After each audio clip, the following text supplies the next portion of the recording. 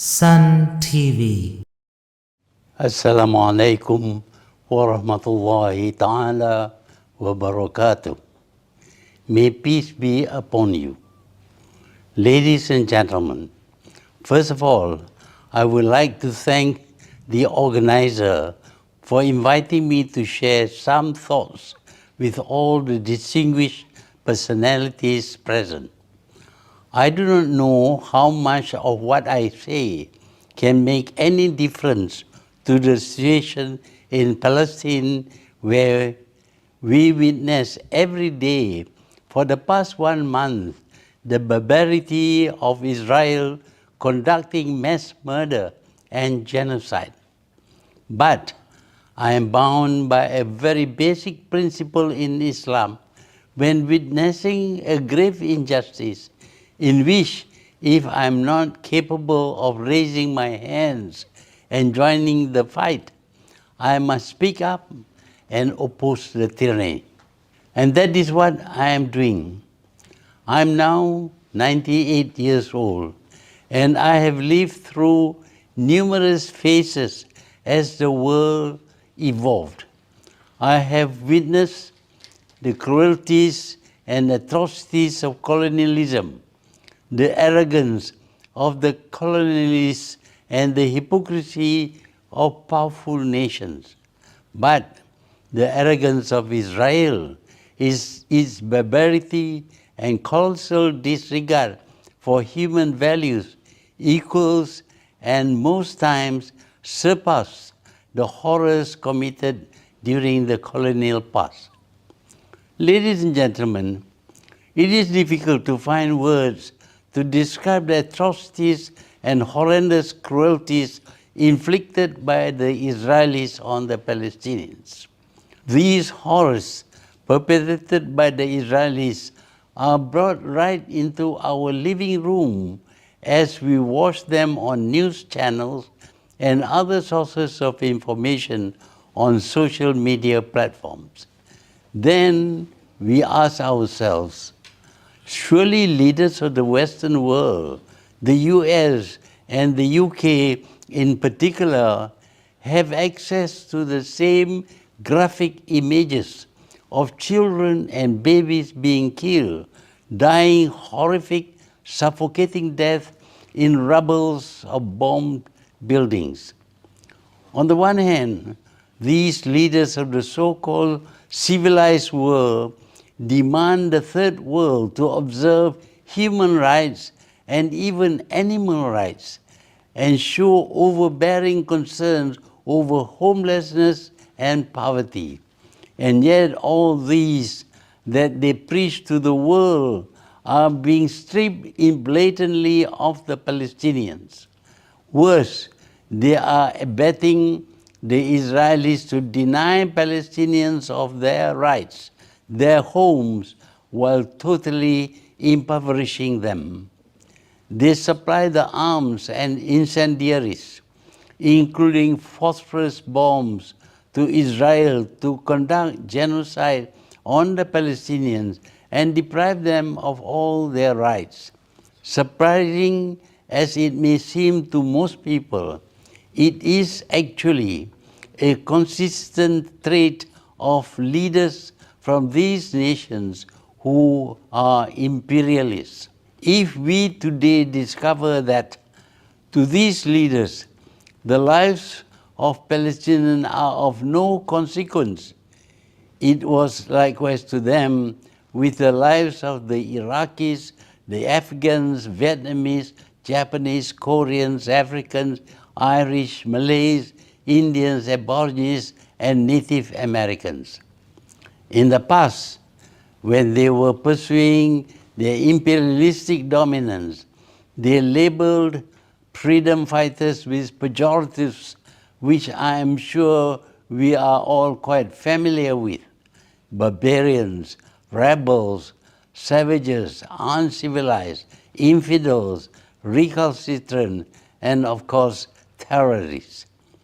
As in the past, all these labeling are mere facade to distract the rest of the world from what was actually happening: the expansion of imperialism. For us, we need to be steadfast in our support for the Palestinians and call a spade a spade. Israel is an occupying force committing genocide on Palestinians who are the occupied people. Israel is being abetted to commit the atrocities by the Western powers, whose hands are as bloodied as that of the Israelis with the blood of Palestinian children and babies. And let us be clear, in any language or definition, the occupier is the evil force, and those occupied are victims. Victims of occupations have every right to rise against their occupier. And Palestine had been occupied for more than 7 decades, and we should not let ourselves be taken for a ride by the modern-day imperialists who want to confine Israel's genocidal reaction to Hamas retaliation on October the 7th. The world must be reminded that the genocide had never ceased since the illegal creation of Israel, and that it is funded and armed and fully blessed by leaders of these nations. To sum up, the Palestinians are dealing with present-day imperialists and colonialists who stick together in the pursuit of their common interests, geopolitical dominance, which in turn ensure control over crucial regional resources. Ladies and gentlemen, we have established that the Palestinians are victims of new imperialism, which means that neither Israel nor the US, neither the UK nor their Western allies are interested in seeing peace or justice being achieved. With that in mind, I cannot help but feel utterly disappointed with the recent joint Arab-Islamic Extraordinary Summit, which failed to propose any concrete or strategic measures to pressure Israel and its Western allies to stop the massacre of Palestinian civilians. Let's not fool ourselves. All the strongly worded communique, statements, demands, and condemnations directed towards Israel and its Western allies, in particular the United States, will fall on deaf ears. As it is, the reaction from the war criminal Netanyahu is very telling, condescending and derogatory when he arrogantly said, "I say to the Arab leaders, if you want to preserve your interests, you must do one thing, remain silent."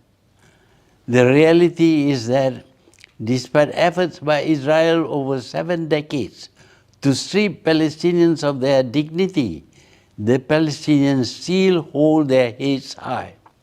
In the past month, the Palestinians, including school-going youth, again proved their courage and defiance in the face of Israel's barbarity and atrocities. In the face of such adversity, we witness civilian Palestinians, especially doctors and nurses, refusing to leave their hospitals for safer places, insisting on staying and treating the wounded at the risk of their own lives. Many died, but they will live on as martyrs and heroes.